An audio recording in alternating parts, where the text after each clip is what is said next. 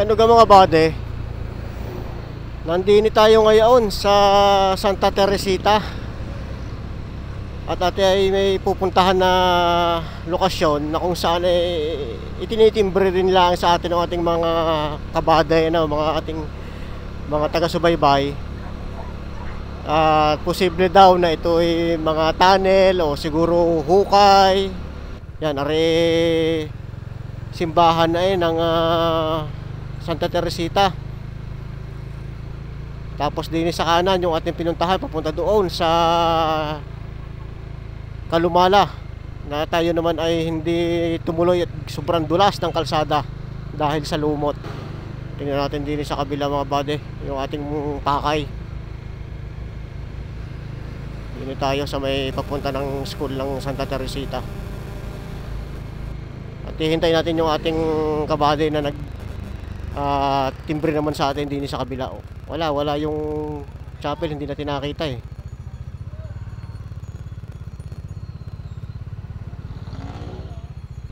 Are papunta na rin ng Kalumala.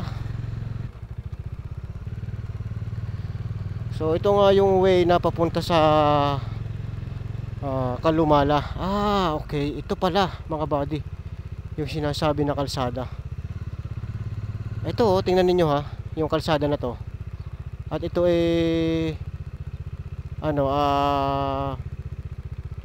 hinati.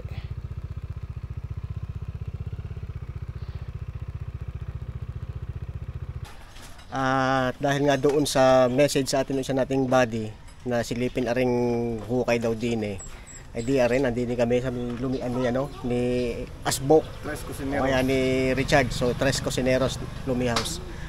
At tatanungin natin ng kasaysayan kung ano yung nalalaman niya tungkol din sa hukay. Arin naman ang kanyang mga tropa din ayan, mga bago nating kakilala din ay pre, anong pagkakaalam mo din sa sa hukay na? Sa pulong ako'y yung inabot ko yan. Oo. Maliit ang butas lang pero malalim. Oo. Hindi ganyan kaluwang. Oo. Hindi mo matatanaw ilalim yan. Oo. Dilim. Madilim talaga. Malalim nga eh. Mga anong year yun? Mga anong year? Nung ako ay inabot ko yan 1980s. 80s? Yan.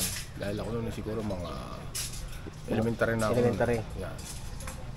Ngayon, pag kami nagkakatuwaan dyan, binabatuhan namin ng bato. Oo. Matagal, pag pinakikinggan namin, matagal siya pumatak. Oo. Pero pagka pumatak siya, yun lang, mga ilang segundo, ilang seconds. Oo. Tapos, di taginting ng ganyan. Hindi mo makikita nila, hindi mo dilim. Maliit lang ang butas niya. So, mga square meter, 1 square meter or 2 square meter na paikot. Oo. Yan, hanggang sa lumunga yan. Pero tapos, wala namang ilog dito, no? Wala. Oh. Ang kasabihan ng matanda nung una, yan daw ay parang pinagtanila ng Hapon. Pinagkagawa ng mga Hapon. Yan. Tapos may nakikita mga kabigyan dati mga parang puting bayawak. Masisilip namin sila. Baka yung mga engkanto. Parang gano'n. Ganyan, Doon ba kayo nag-aalaga dyan? Oo. Hanggang sa, yan nga, dumating ang araw na lumuwang, bumaba. Kasi nga, natatapunan ng basura. Oo. Tapos yung pagka naulan, naguho, lumuwang, bumaba. Pero noong time noon, meron diyang nag-try na, kukuha ng treasure ba? Oo. Tumitira sila dyan ng mga hating gabi, mga 12 or 1 AM. Oo. Pumasok sila dyan. Tapos, di ganyan nga. Pero ang gamit nila ay sa ilalim, yung hagdan, yung parang yung tali, tapos tali may mga lang. yung patpat na hagdan, inihulog nila yun.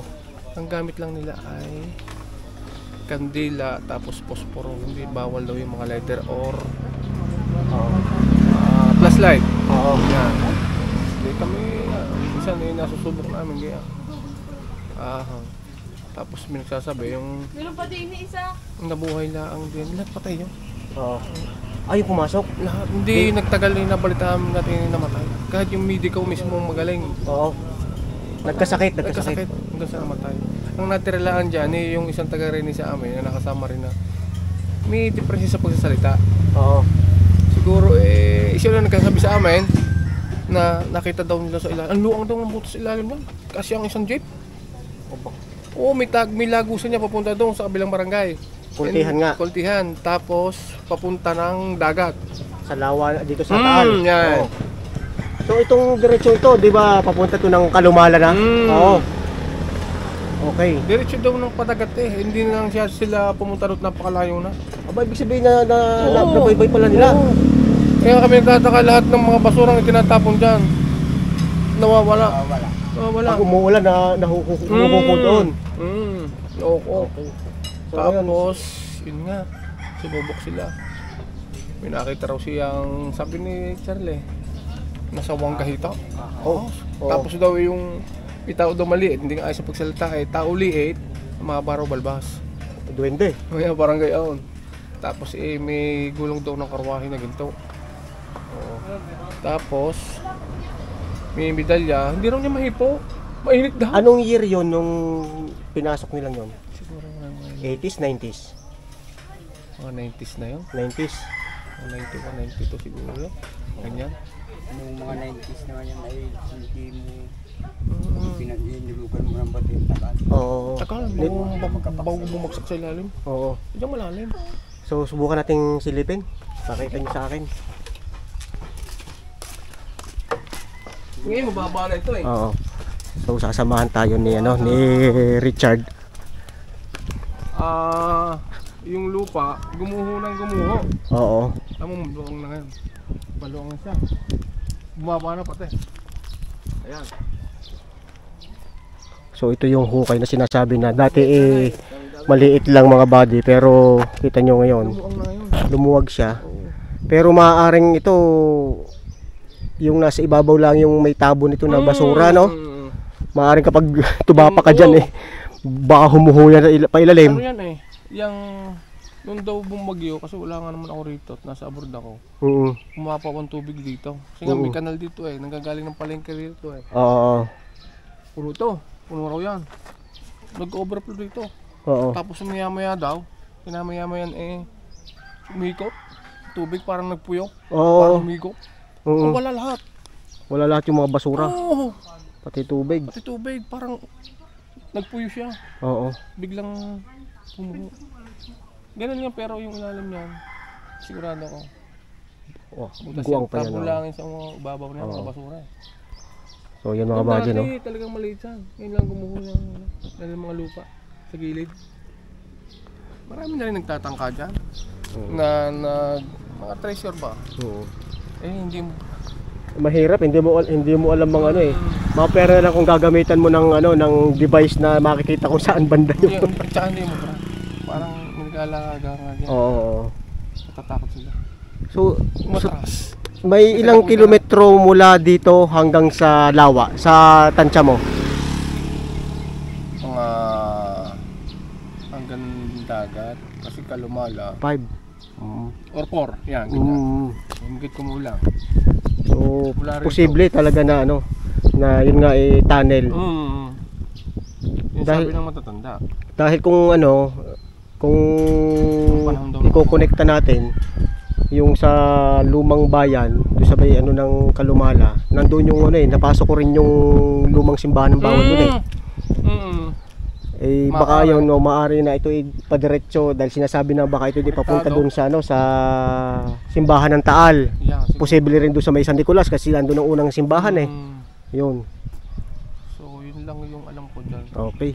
Pero at least marami tayong nalaman na na kwento dito sa sa hukay na ito. Marami nag-a-attempt dyan na tumingin nga ng mga treasure hindi sila hindi kaya. Ayan, ginawa na lamang ng ng ganitong plant box. Dahil delikado Dahil delikado. sa mga sasakyan. Kaya titingnan nyo, biglang nag one way dito pagdating dito sa Dito yung daan dati dito, diretso yan. Oo. Ay lumuwang, umadjust dito. Oo. Ito dati na Itong daan dati dito Ito. Oo. Repos Consel, ma-interview nyo rin na rin. Binakudan lang ito dahil naguhong Oo. ay delikado sa mga Oo. residente. So yun, ang istorya dito sa hukay na ito mga buddy. Narinig naman yung mga kwento ni brother Richard.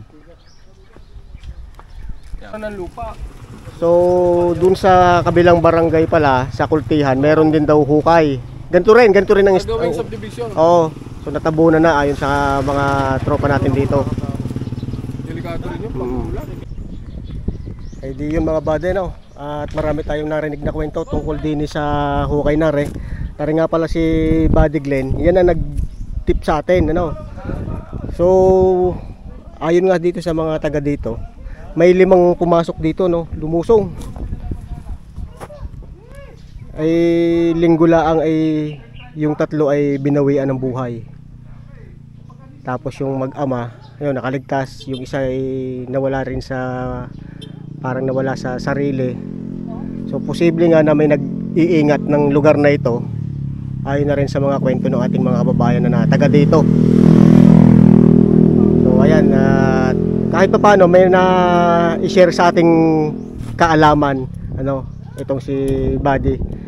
At sinisigurado naman natin na itong hukay na ito ay may mga kadugsong pa dito sa paligid, dito sa mga kabi-kabilang barangay.